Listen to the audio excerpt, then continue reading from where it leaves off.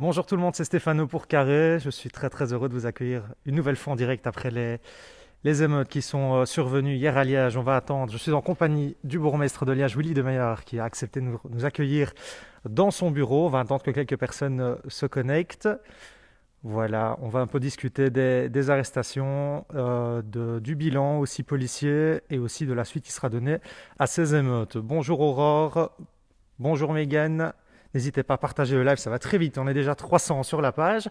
Alors, Monsieur de Meyer, il y a eu des images qui ont choqué beaucoup de gens, beaucoup de Liégeois. Vous êtes bourgmestre de Liège depuis très longtemps. L'hôtel de ville a été aussi attaqué, la galerie Saint-Lambert, plusieurs commerces. Vous, comment vous vous sentez au lendemain de ces émeutes?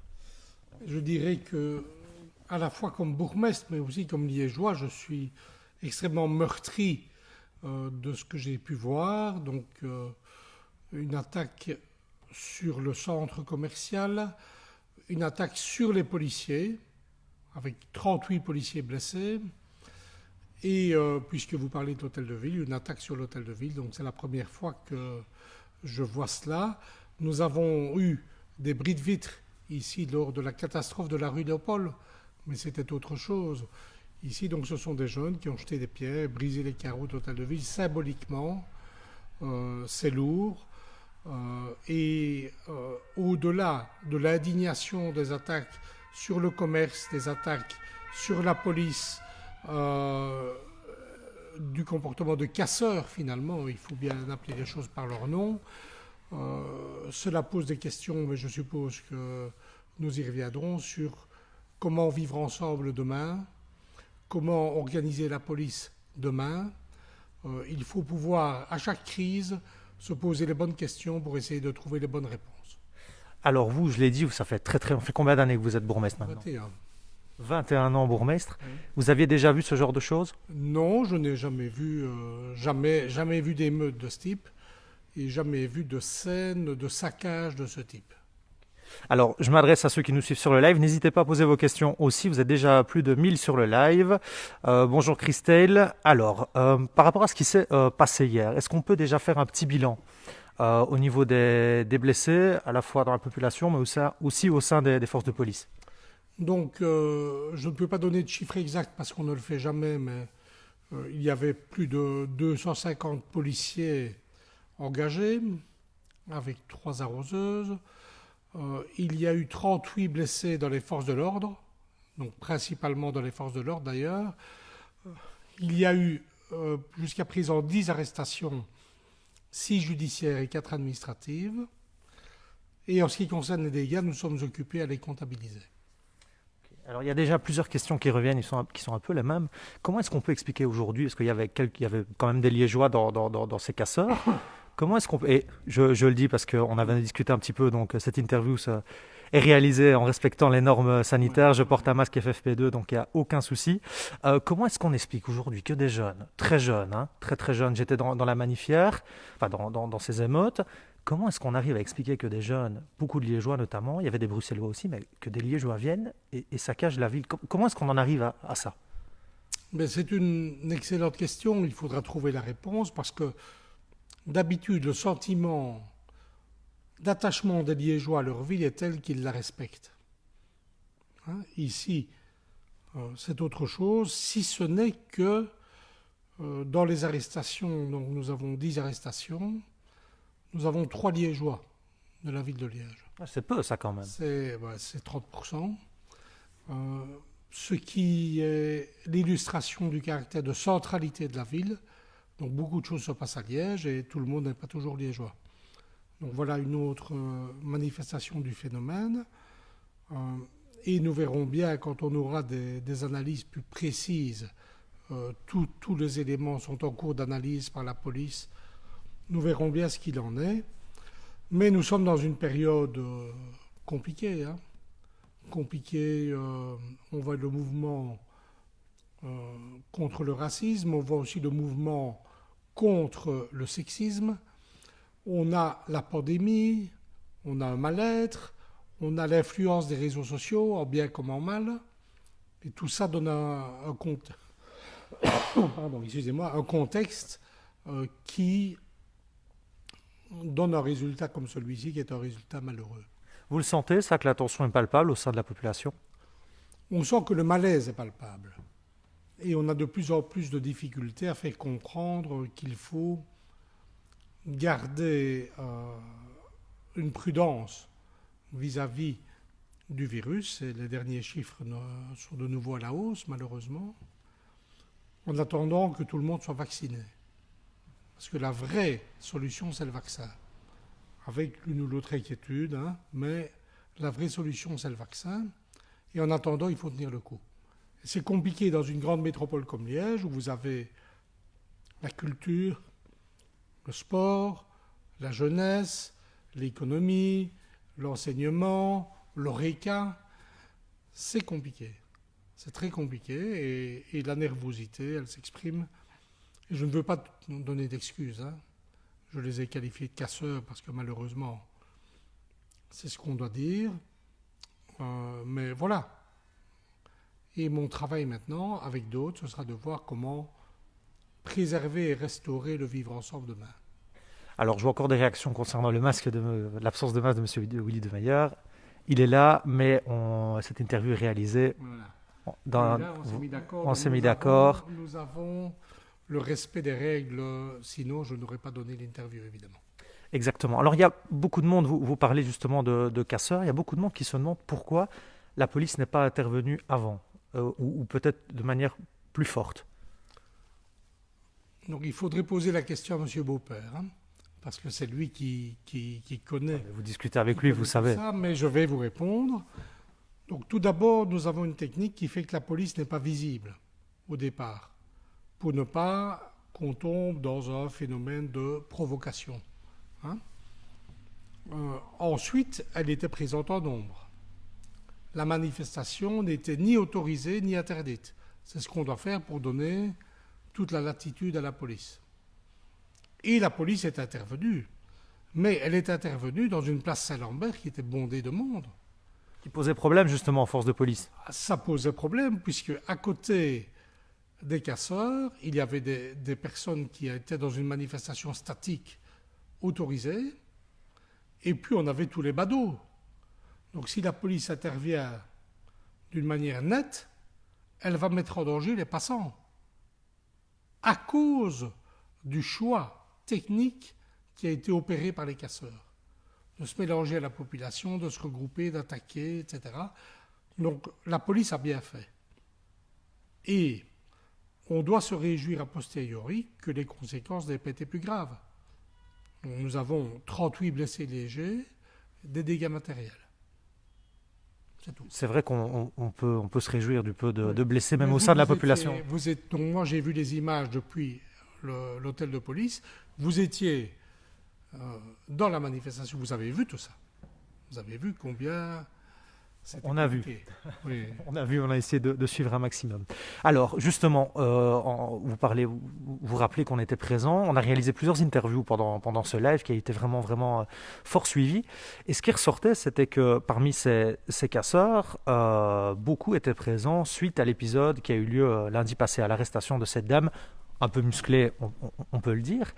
Est-ce que vous comprenez cette réaction de ces personnes qui ont vu cette dame arrêtée à terre, de manière un peu musclée? Est-ce que vous comprenez cette réaction? Je comprends que les images interpellent fortement.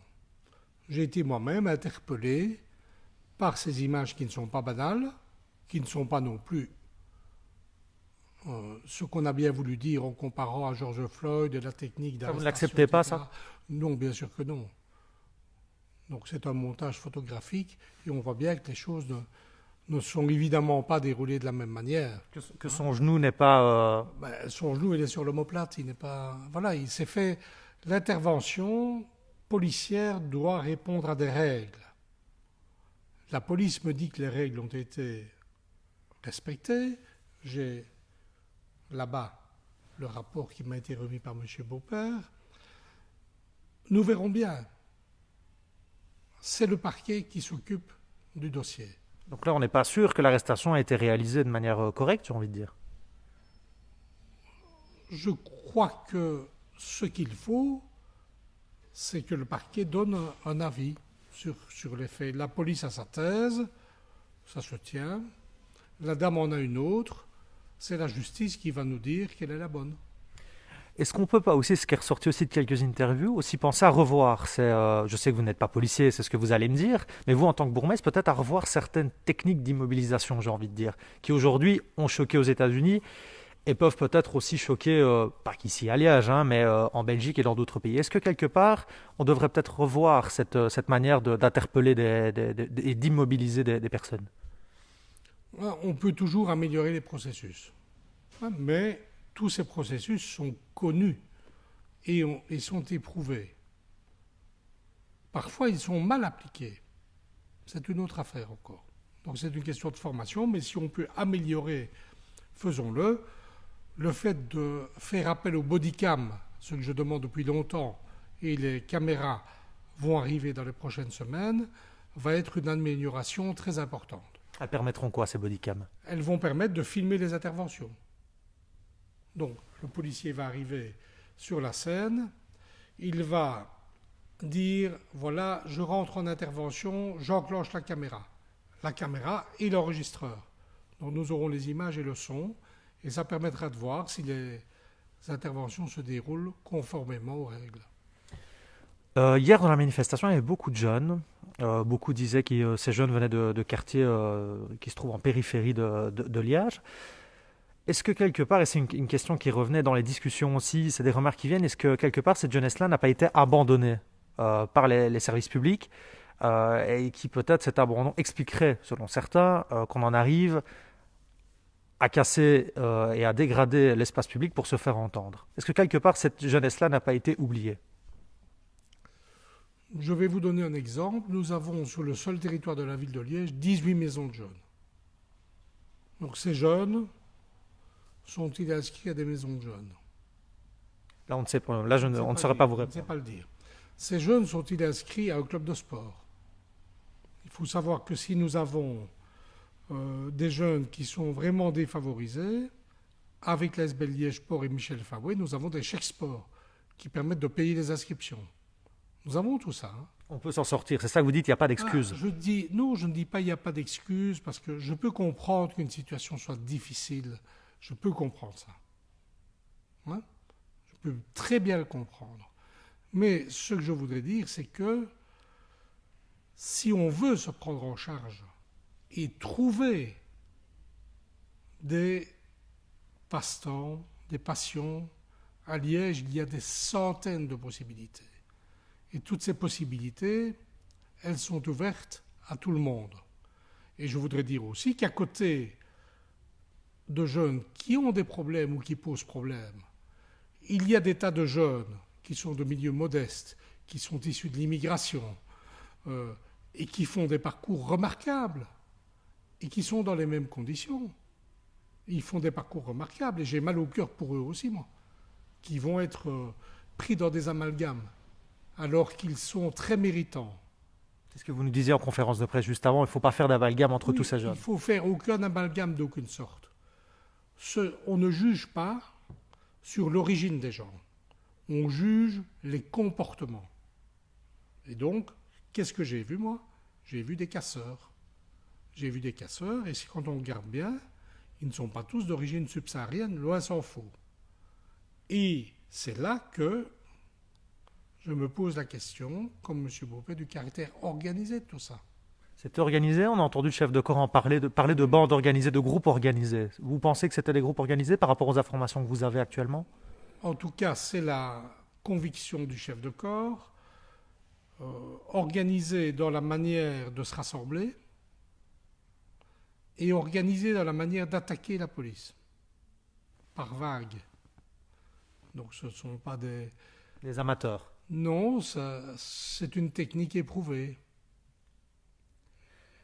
Vous parlez aussi de population subsaharienne. Et, il y a quelque chose qui est intéressant, c'est que vous avez rencontré une délégation le jour avant cette manifestation.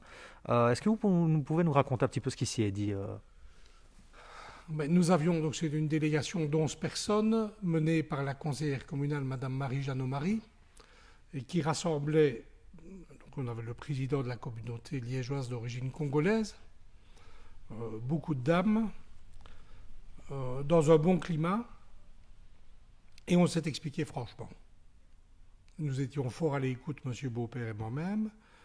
On a attiré l'attention sur le fait que on demandait le respect mutuel. On demandait une bonne formation, c'est-à-dire une bonne formation des policiers, mais aussi une bonne manière de former les citoyens et de leur expliquer que la police doit être respectée également.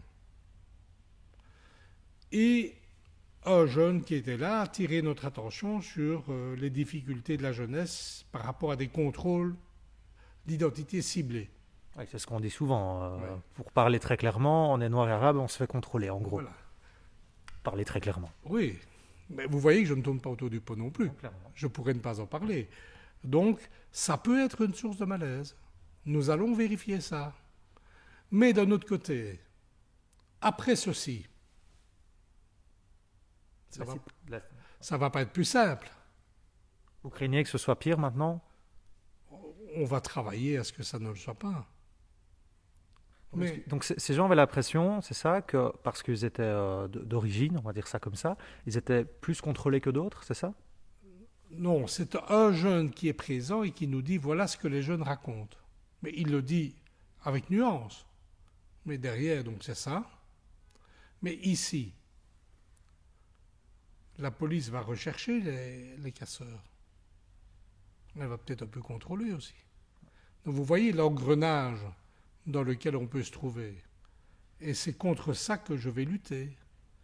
Pour conserver à Liège un bon vivre ensemble, une bonne convivialité, et faire en sorte que toutes les personnes qui sont à Liège et qui sont venues de l'extérieur apportent un plus et soient perçues comme apportant un plus. C'est comme ça qu'il faut voir les choses. Mais des événements comme lundi, qui seront analysés, des événements comme samedi, ne nous aident pas. Ça n'aide pas les démocrates, ça n'aide pas les gestionnaires. Raison pour laquelle, depuis lundi, je travaille à ça. C'est mon rôle de faire ça. Il y a une question qui nous vient aussi après, moi j'ai encore deux petites questions à vous poser, mais il y a une question qui nous vient d'Arnaud sur le live, qui nous dit est-ce qu'on peut parler des propos du policier qui a été filmé, bon j'ai pas les propos en tête. Le deuxième, Celui le motard. de l'arrestation de lundi, hein, on voit Oui. bien, qui dit, moi, en gros je pense qu'il a dit je fais ce que je veux. Non, c'est une autre vidéo. Et à la fin de la vidéo, donc le policier... Qui concerne l'arrestation de lundi, on est d'accord. Hein. Oui, c'est dans cette scène-là. Mais ça ne concerne pas la dame en question, c'est autre chose. C'est périphériquement à la scène, et on voit un motard qui s'exprime, et à la fin de la vidéo filmée par cette autre dame, il dit « je fais ce qui me plaît ». C'est normal, pas normal? Très clairement, ça n'est pas normal. Et là, je dois dire que ça a insécurisé non seulement les Liégeois et les Liégeois d'origine subsaharienne, mais tout le monde. J'ai eu des dizaines et des dizaines de réactions par rapport à cela. Je suis persuadé que ce n'est pas ce qu'il voulait dire. Hein? C'est pas un peu facile ça entre nous, monsieur le bourgmestre? Non, il voulait dire je suis le représentant de la loi. Ce qui est vrai. Hein? Mais ce n'est pas ce qu'il a dit. Et l'expression n'est pas du tout appropriée. Parce qu'elle peut donner à penser qu'il a tous les droits. Et ça fait peur à tout le monde. Parce que tous les droits, il ne les a pas, évidemment. Donc, ça va nous amener, d'abord, je pense qu'au niveau interne, il va y avoir au minimum une discussion entre la hiérarchie et cet agent, d'après ce que j'ai entendu. Et ça va nous amener peut-être à repréciser les procédures. Pour reprendre la question qu'on posait tout à l'heure, il y a des choses à travailler sur base de cette expérience. Et on va le faire. Permettre d'améliorer peut-être. Pour améliorer tout ça, oui. Et on va lui expliquer, vous savez, on ne dit pas ça, quoi. Regardez le désastre. Donc, très clairement, je réponds à Arnaud, non, ce n'est pas approprié. J'ai été choqué également et je comprends que ça choque tout le monde. Oui, ben Mais la police de Liège est une police démocratique, c'est une police qui fonctionne bien et on ne doit pas perdre la confiance vis-à-vis de la police. Mais nous allons profiter de tout ceci pour encore améliorer les choses. Il y en a qui reviennent sur votre intervention concernant les chèques sport qui Oui. permettent à cette jeunesse. On dit que c'est pas assez. Est-ce que c'est vrai, c'est avec des chèques sport, avec les maisons de jeunes, qu'on arrive à sortir parfois des jeunes qui restent entre eux, qui ne sortent pas de certains quartiers, il faut appeler un chat à un moment donné, qui ne sortent pas de ça. Est-ce que c'est suffisant? Est-ce qu'aujourd'hui, l'aide qui est apportée par les services publics est suffisante pour sortir ces jeunes-là en plus d'une situation qui est déjà compliquée, mais qui est rendue encore plus compliquée avec la crise sanitaire? Est-ce que c'est suffisant? La crise sanitaire est compliquée, elle est compliquée pour tout le monde, et elle est encore plus compliquée pour les jeunes qui disposent d'un petit espace. Mais, bon, par exemple, il y a eu beaucoup de manifestations qui ont permis et d'initiatives qui ont permis d'équiper tout le monde en ordinateur. Hein? Voilà. Est-ce que tout le monde en a profité? Est-ce qu'on a fait la démarche, etc. Euh, il y a beaucoup d'initiatives. Il faut saisir les occasions. Il faut saisir les occasions parce que, à côté de ceux qui disent ça, moi j'en connais beaucoup qui ont pris leur sort en main et qui ne sont pas dans des situations meilleures à la base. Donc il faut se prendre en main, il faut se renseigner sur tout ce qui est disponible et il y a beaucoup de choses. Maintenant, ce qui est vrai, c'est que dans toute une série de milieux, on constate beaucoup de décrochage scolaire en plus. Déjà avant le Covid, donc ce qu'il faut, c'est vraiment essayer de s'instruire, de trouver à s'améliorer, d'avoir un diplôme qui permet d'avoir un métier, etc. Donc on fera le maximum, mais il faut une partie d'initiative personnelle. C'est ça le message que je veux donner. Il faut une partie d'initiative personnelle parce que la commune, la ville, l'État ne peut pas tout faire. Il faut à un moment se dire, je veux m'en Je sortir veux m'en sortir et je prends ma vie en main. en évitant de casser et Ah, ici, ça n'a rien apporté. Hein. Très concrètement, ça n'apportera rien. Alors, il y a une question aussi qui est passée, mais j'ai oublié le prénom de la personne, elle m'excusera, mais elle demandait qu'est-ce qui va être fait concrètement pour éviter que ce genre d'incident, donc les incidents qu'on a connus hier, soient évités. Donc, on va revisiter les procédures de la police. On a parlé de ce malheureux motard, et d'ailleurs un deuxième motard qui s'est fait attaquer après. Deuxièmement, par rapport à ce type de manifestation et ces casseurs et la manière qu'ils ont de communiquer, on va se renseigner pour mieux se préparer, il faut bien le dire aussi. Et puis il faut peut-être travailler à la base par rapport à des jeunes qui se sentent mal à l'aise. Donc, il y a un travail qui sera aussi fait à ce niveau-là, Mais on le fait déjà. Hein. Je vous parlais en plus de ce que vous faites. Oui, on va regarder ça, mais je ne peux pas faire un lien entre le malaise social et la casse. C'est pas lié, selon vous. C'est peut-être un peu lié, peut-être un peu, mais moi je ne fais pas le lien. Parce que la casse, c'est la casse, la violence, c'est la violence. Et accepter de faire le lien, ça voudrait dire qu'on met à rien les efforts de tous ceux qui travaillent et qui s'en sortent. Hein. Et moi, je ne mets pas tout le monde sur le même niveau de ce point de vue-là, et je n'admets pas la casse. Je n'admets pas ça. C'est finalement de l'argent public. On peut mettre l'intégrité physique en danger. Je dois défendre les policiers. Je défends les commerçants qui n'ont rien demandé. Donc je n'admets pas ça. Mais après, à un autre moment, on peut discuter. Alors, on parle de laxisme dans le live, et c'est vrai que c'est une remarque qui a été faite ces dernières semaines, notamment suite au rassemblement au parc de la Beauvrie. Vous nous disiez, notamment dans différentes interviews qu'on a réalisées, que vous privilégiez la compréhension, la discussion, et pas forcément la répression à ce moment-là. Est-ce que cette politique va changer maintenant avec ces derniers événements? Non, mais en fait, je suis pour la prévention, mais je n'ai pas peur de la répression. Hein. Parce qu'à la Beauvrie, il n'y a pas eu de répression, on a laissé faire. Non, non, non, non. Regardez, donc c'est arrivé 2 jours. 3e jour, il y avait une interdiction qui a été respectée. Il y a eu 3 jours de fête Donc quand même, vous me l'accorderez. Nous avons réagi. D'abord, quand il y a 2 à 3 000 jeunes qui viennent par surprise, hein, parce que c'est toujours ça. Hein. par surprise. Le premier jour, monsieur De Meyer, mais Oui. après, vous le saviez qu'ils allaient venir. Il faisait bon toute la semaine. Oui, mais ils ne sont pas venus toute la semaine. J'ai pris un arrêté, il a été appliqué. Mais quand on demande de réagir d'une manière ferme, on réagit tout de suite d'une manière ferme. On nous dit qu'on est trop ferme. Hein, regardez, à Bruxelles, on critique les autorités parce que les jeunes étaient en cellule. Et les parents attaquent la police en justice. Hein, vous laissez un peu faire pour ne pas avoir d'incident, on dit que vous êtes laxiste. Donc je pense que la vérité, elle est entre les deux. Et je ne suis pas laxiste, et ceux qui me connaissent bien le savent. Simplement, on doit gouverner une communauté humaine avec discernement. Et donc ici, nous allons tirer les enseignements en termes de prévention, mais nous allons aussi nous organiser par rapport au maintien de l'ordre. Ça veut dire quoi? Plus rapidement aller vers la répression, vers la dispersion, ou continuer à permettre des rassemblements quand même? Parce que là, les rassemblements d'hier n'étaient pas interdits par le bourgmestre. Ils n'ont pas été interdits, ils n'ont pas été permis non plus. Ouais, est-ce que c'est pas une forme aussi de c'est se pas- décharger de... Pas du tout. C'est une forme, comme je l'ai expliqué, c'est une manière de permettre à la police d'apprécier. Parce que si vous avez une manifestation pacifique que vous interdisez, si les gens se rassemblent, vous devez les arrêter et les amener à Natalis. C'est là que vous avez l'émeute.